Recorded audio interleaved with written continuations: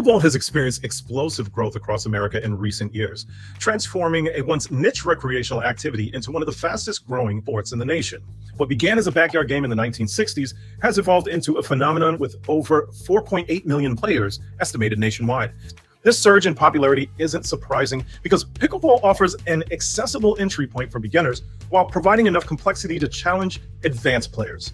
Its smaller court size makes it less physically demanding than tennis, yet the game requires quick reflexes, strategic thinking, and crucially strong wrists and arms. In this video, we'll explore targeted exercises designed to strengthen the muscles most important for pickleball performance. Whether you're dealing with the common pickleball elbow, seeking to add power to your serves, or simply wanting to play longer without fatigue, these exercises will help you build the functional strength needed to elevate your pickleball game. From grip strengthening techniques to forearm development and shoulder stability, we'll cover a comprehensive routine that can be done at home with minimal equipment. By incorporating these exercises into your training regimen, you'll develop the muscular endurance and power necessary to hit harder, control the ball better, and prevent the injuries that often sideline enthusiastic players. Let's go.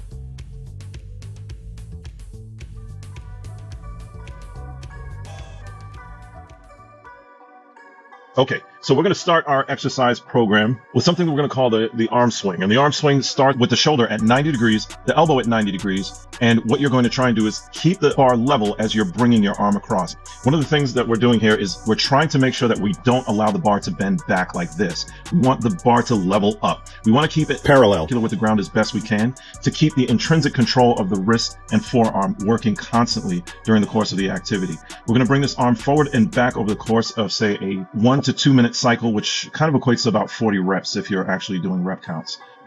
Now, this next exercise is just going to work on the strength of the forearm, dabbing forward, and we're going to call this knighting. So you're going to drop the bar down as far as your wrist will allow, down into what we call ulnar deviation. So you're bending your wrist down, keeping it under full control. Your shoulders out straight.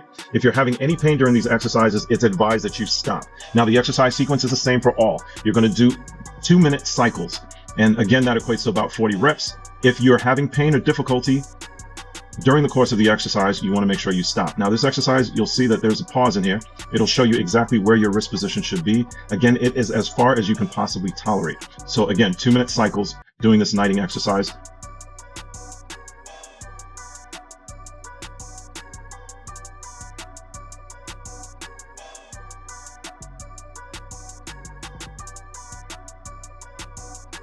Now we're going to do rotations.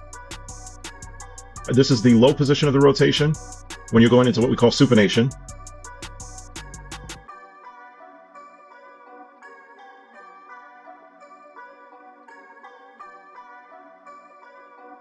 And this is the low position, again, as far as you can possibly tolerate, all the way down into pronation. Thumb down to the ground as best you possibly can. Again, the cycle is the same, 2 minute cycles. If you cannot manage it, scale it back to 1 minute cycles and then work your way up.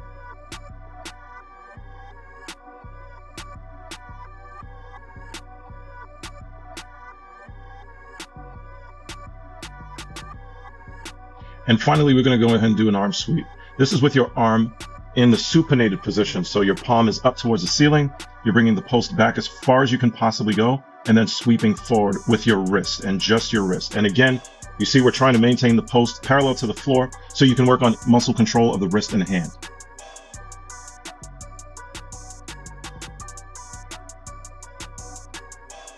And again, if you're experiencing any pain during the course of these exercises, stop.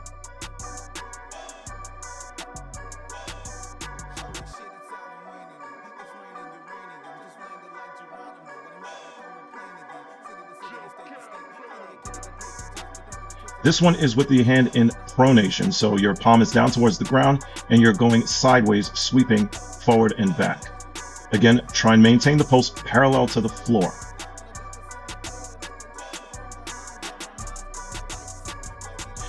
Another thing about the motions, they should be slow, easy, and controlled. They should not be sped up for any reason. Take your time, sweep across. This is just for the wrist at this point in time.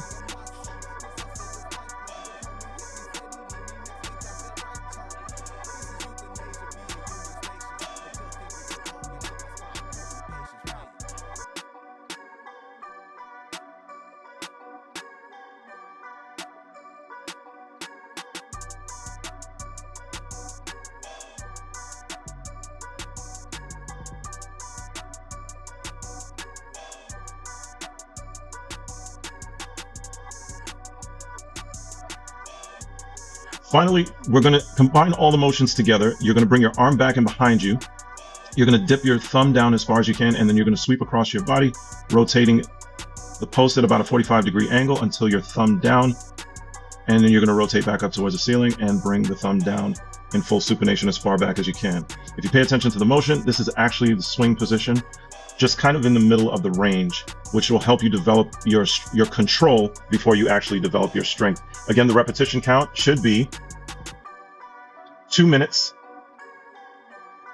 of this exercise as best you can. If you're experiencing any pain, go ahead and stop, but really focus on the control, sweeping across the body. Any pain in the shoulder, elbow, wrist, or forearm, the weight might be too much and you need to scale back and possibly stop the exercises.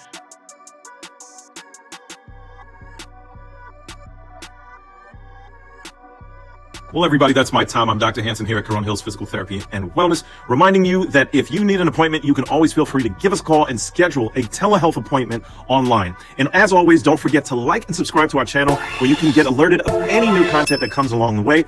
And be prepared because pickleball season is on the way. It is coming into the warmer months, and this is the time to get set up and ready so you can smash your opponents. I showed you skills. I showed you some skills. You can use them. You don't want to see me on the court, man. You are enough, though. Love you. That's my time. I'm Dr. Hanson, and I'm out. Take care.